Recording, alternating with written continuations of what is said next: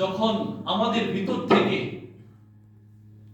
ইলমে দ্বীনের শিক্ষা উঠে গেছে, নীতি নৈতিকতা তখনই বাতিল হয়ে গেছে যখন আমাদের ভিতর থেকে ইসলামের আলোকগুলো উঠে গেছে।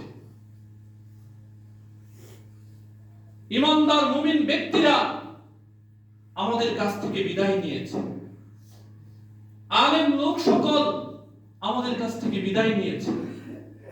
তখনই আমাদের ভিতর থেকে নীতি নৈতিকতার অভাব দেখা দিয়েছে। বর্তমান বিশ্বের মধ্যে আপনারা দেখতেছেন, আপনাদের সন্তানদেরকে শিক্ষিত করতেছেন, দেখতেছেন যে শিক্ষাগুলো দেওয়া হচ্ছে সেই শিক্ষার মধ্যে আজও নীতি নৈতিকতার ছোঁয়া মাত্র পাওয়া যাচ্ছে না। যদিও পাওয়া যায়, জেনেও না জানার ভান করে আপনি আমি ঘুমন্ত অবস্থায় বসে থাকি, সেই শিক্ষা কখনো শিক্ষা হতে পারে না।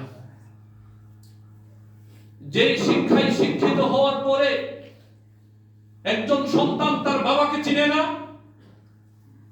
যে শিক্ষায় শিক্ষিত হওয়ার পরে একজন ছোট ভাই তার বড় ভাইকে সম্মান করতে জানে না, যে শিক্ষায় শিক্ষিত হওয়ার পরে অসংখ্য অগণিত যুবক, অসংখ্য অগণিত যুবতীর সাথে রাতভর কথা বলতে পারে, যে শিক্ষায় শিক্ষিত হওয়ার কারণে আপনার আমার সন্তান অবৈধ সম্পর্কে লিপ্ত হতে পারে, যে শিক্ষায় শিক্ষিত হওয়ার কারণে আপনার আমার সন্তান অমানুষের মতো ব্যবহার করতে জানে, সেই শিক্ষা কখনো শিক্ষা হতে পারে না। সেই শিক্ষার কথা আপনার আমার নবী মুহাম্মদুর রাসূলুল্লাহ সাল্লাল্লাহু আলাইহি ওয়াসাল্লাম বলে যাননি।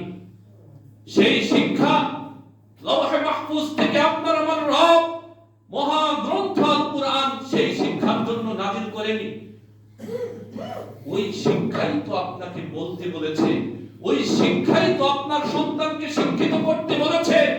যেই শিক্ষার কথা আল্লাহ সুবহানাহু ওয়া তাআলা যুগে যুগে নবী রাসূলদের কাছে পাঠিয়েছেন। ওয়ালাকাদ বাআসনা ফী কুল্লি উম্মাতিন রাসূলান আন ইবুদুল্লাহা ওয়াজতানিবুত তাগুত। আল্লাহ সুবহানাহু ওয়া তাআলা যুগে যুগে অসংখ্য অগণিত নবী রাসূল প্রেরণ করেছেন উম্মতের হেদায়েতের জন্য। তারই ধারাবাহিকতায় আপনার আমার নবী মুহাম্মদ রাসূলুল্লাহ সাল্লাল্লাহু আলাইহি ওয়াসাল্লাম এসেছেন সেই শিক্ষা নিয়ে, যেটা রাসূল সাল্লাল্লাহু আলাইহি ওয়াসাল্লামকে সর্বপ্রথম বলা হয়েছিল ইকরা পড়ো। রাসূল সাল্লাল্লাহু আলাইহি ওয়াসাল্লাম বলেন পড়তে জানি না, ইকরা পড়ো, ইকরা বিসমি রাব্বিকাল্লাযী খালাক, পড়ো তোমার প্রভুর নামে যিনি তোমাকে সৃষ্টি করেছেন। সেই শিক্ষার কথাই তো বলা হচ্ছে, যে শিক্ষা দিয়ে আল্লাহ সুবহানাহু ওয়া তাআলা নবী মুহাম্মদুর রাসূলুল্লাহ সাল্লাল্লাহু আলাইহি ওয়াসাল্লামকে পাঠিয়েছেন এবং সার্টিফিকেট দিয়েছেন, লাকাদ কানা লাকুম ফি রাসূলিল্লাহি উসওয়াতুন হাসানাহ। চরিত্র গ্রহণ করবা, ভালো মানসিকতা গ্রহণ করবা, আদর্শ গ্রহণ করবা, মডেল গ্রহণ করবা। তোমার নবী সবথেকে চরিত্রবান, তোমার নবী সবথেকে উত্তম মানুষ, এই পৃথিবীর বুকে সবথেকে শ্রেষ্ঠ মানুষ করে তোমার নবীকে পাঠিয়েছে। সেই নবীর আদর্শ, সেই নবীর চরিত্র তুমি গ্রহণ করো।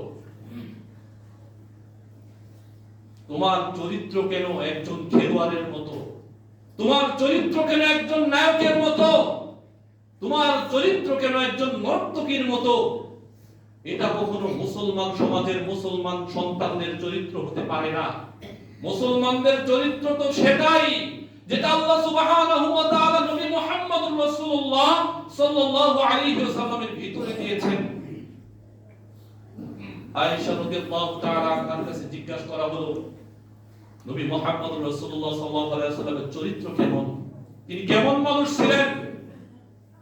আয়েশা রাদিয়াল্লাহু তাআলা আনহা উত্তর দিলেন, তার চরিত্র হলো মহাগ্রন্থ আল কুরআন। কুরআন পড়ে দেখো তার চরিত্র কেমন ছিল, হাদিস পড়ে দেখো তার চরিত্র কেমন ছিল।